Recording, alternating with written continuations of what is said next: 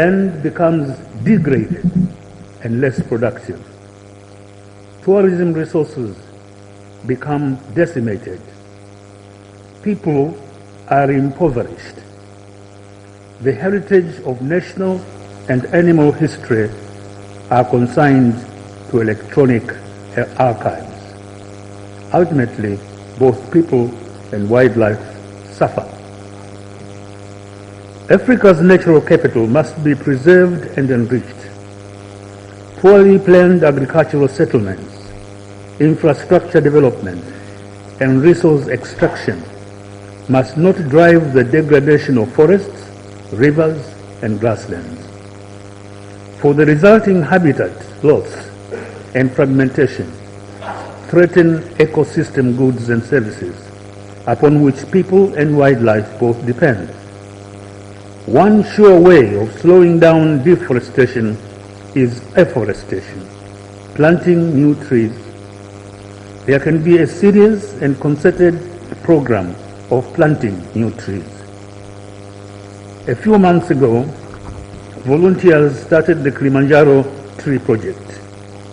They recalled that at Tanganyika's independence, a torch was lit at the top of Mount Kilimanjaro to light the way for the freedom fighters, of colonial Southern Africa and racist minority-ruled South Africa. There has been much tree felling around the mountain. Some people say this may explain the reduction of the snows at the top of the mountain. While the tree planting has started in Kilimanjaro, they hope it will extend throughout the country. When I turned 80 last November, believe it or not, Sebastian Koloa University College gave me a birthday card, happy birthday card. You know what it was? It was the planting of 80 trees in my name.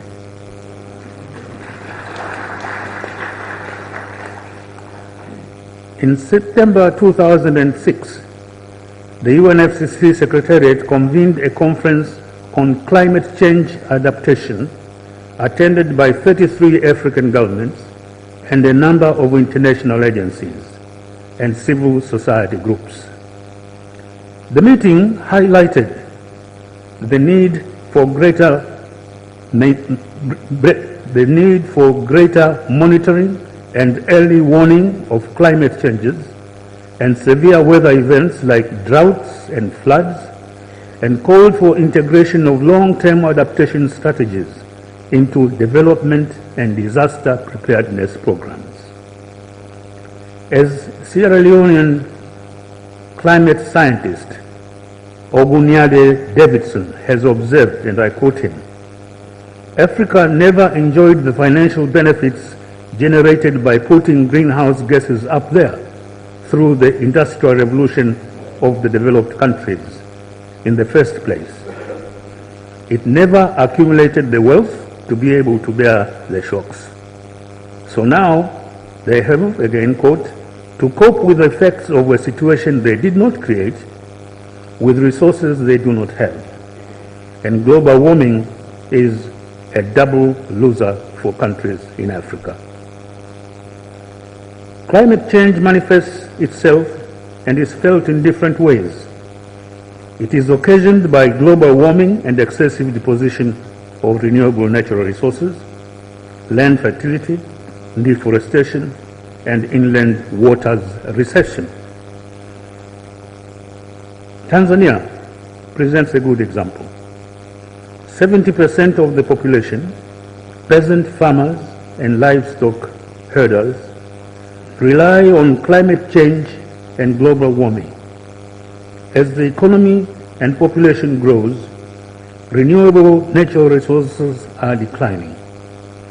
Overharvesting, land degradation, and unsustainable use of renewable natural resources see to the increase in the damage. It is estimated 8,770 square kilometers disappear every year. If this trend continues, by 2075, there will be no forests by 2075 there will be no forests in Tanzania. In the last 15 years, some 130,000 square kilometers of land has been deforested.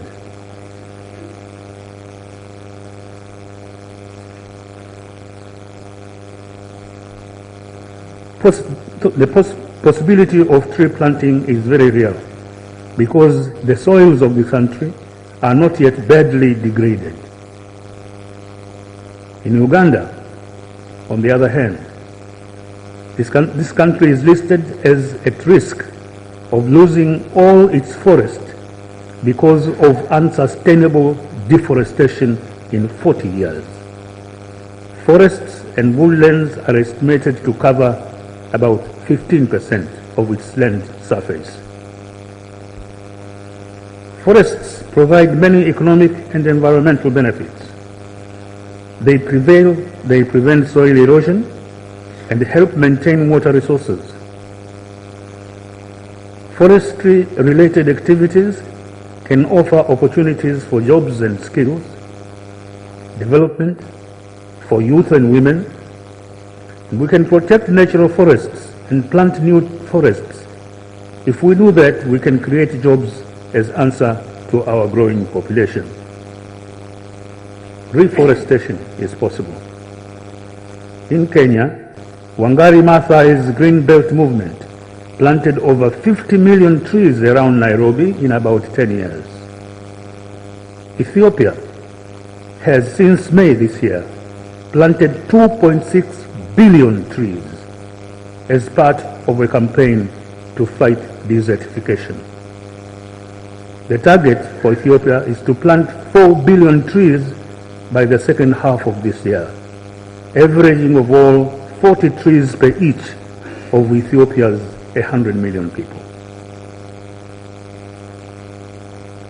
At the recently concluded 39th summit of the SADC, held here in Dar es Salaam 2 weeks ago, the outgoing chairman, President Hage Geingob of Namibia, pointed out the immense damage which was caused by weather changes in the region this year alone.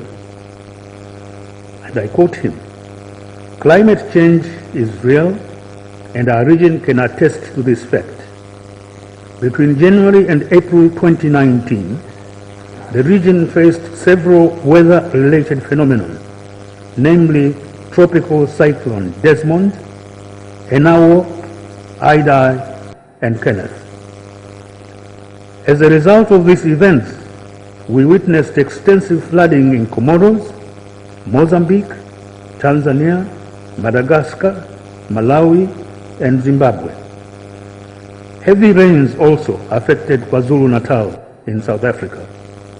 He went on, "The cyclones killed over 1,000 people, injured an estimated 3,000 people, damaged economic infrastructure, education and health facilities, and destroyed over 800,000 hectares of cropland, as well as crops and seed shocks. Over 3.3 million people were affected and required immediate humanitarian assistance, including food, shelter, clothing, potable water, sanitation, and medical support." In addition, he went on, "Below average rainfall and prolonged dry spells resulted in reduced agricultural production, thus negatively affecting pasture and livestock, as well as water supply for human and other users. Member states affected by severe drought record low temperatures in temperate and cold parts of the world, in the northern and southern hemispheres, have been accompanied by frequent natural disasters. On our continent, we have seen typhoons and floods on unprecedented scales. With electronic media, we have witnessed rains and winds decapitate towns and hamlets, displace populations, destroy food crops in flooded farms, and take lives of hundreds of people. A writer in the journal Science states that planting billions of trees across the world is by far the cheapest and most efficient way to tackle climate change. As trees grow, they absorb and store the carbon dioxide emissions that are driving global heating.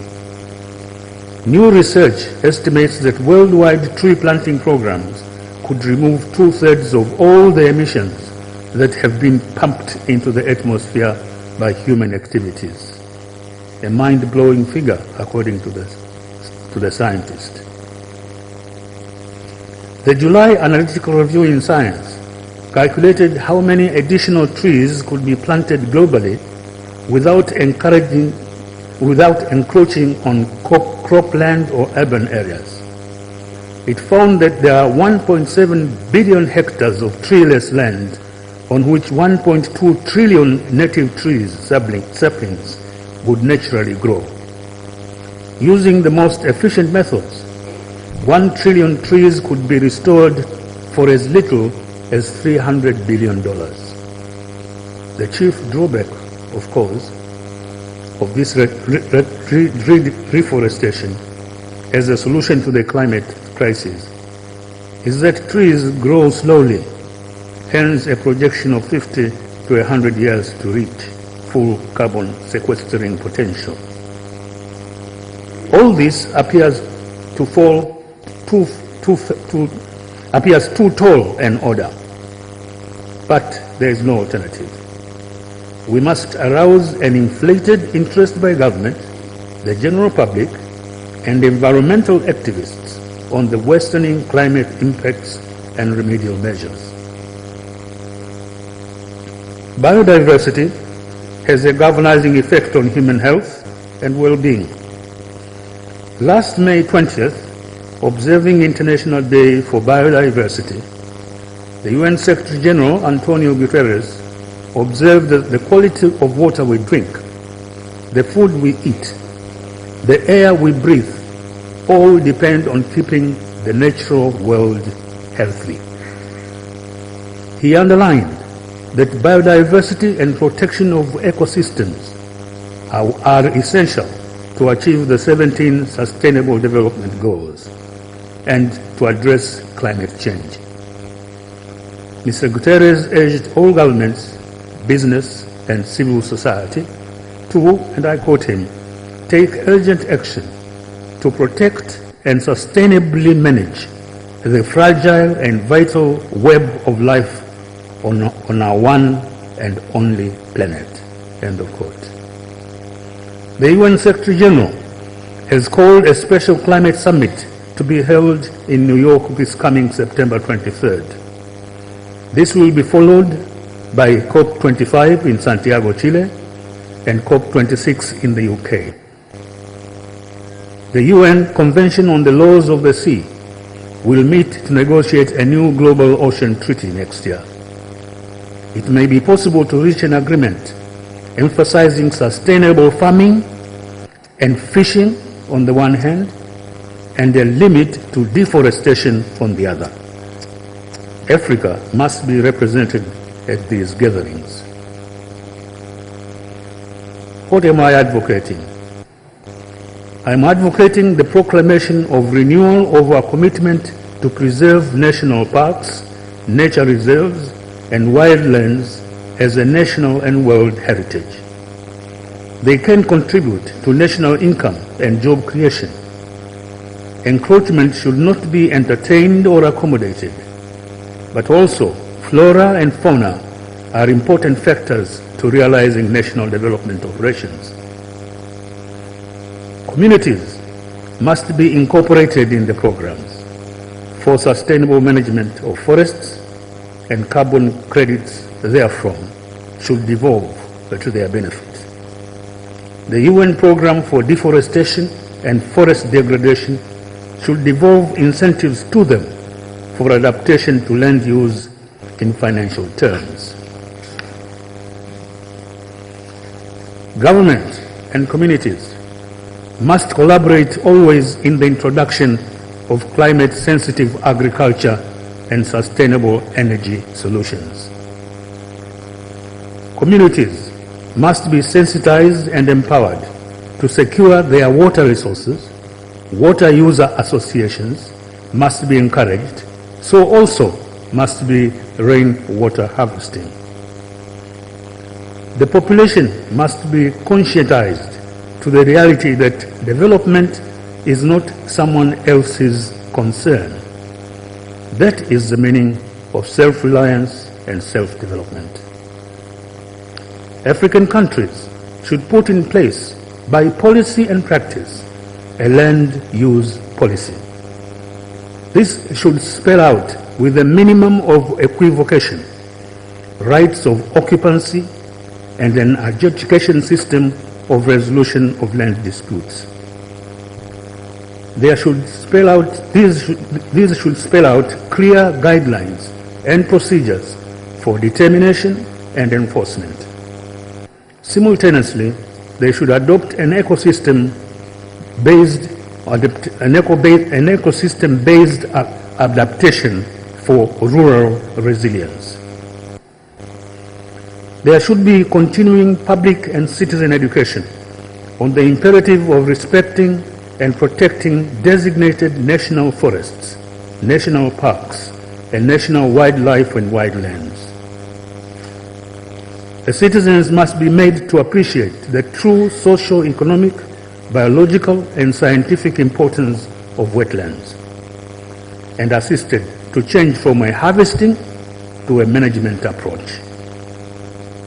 The citizenry must be oriented towards the search for alternative clean fuel use, just as governments consider and promote wind and solar energy. Countries must embark on programs of reforestation and educate the populace on the importance of reversing land degradation and renewing degraded ecosystems. There must be devised a national biodiversity and action plan. Allow me to say a word about the African Wildlife Foundation, of which I am Vice Chairman of the Board. Nearly 60 years old, it is one of Africa's largest and oldest NGO. It believes first and foremost in a future where human development includes thriving wildlife and extensive wildlands as cultural and economic assets for Africa's future generations. A recent landmark UN report revealed that 1 million species are at risk of extinction, with alarming implications for human survival, yet we have the tools and knowledge to respond. Now more than ever, public and private interventions are needed. Our top priorities are to reduce poaching and human-wildlife conflict, to tackle the illegal wildlife trade, to protect wildlife in its natural habitat and restore ecosystems, and to support Africans to prioritize wildlife and wildlands as essential to development. As our saying goes, when we protect wild animals and wildlands, we protect Africa's future. Ladies and gentlemen, the world today is characterized by rapidly advancing disorientation and dysfunction. Big power alliances are coming apart. Small power integration is proceeding at snail's pace. International cooperation is less professed and may stand out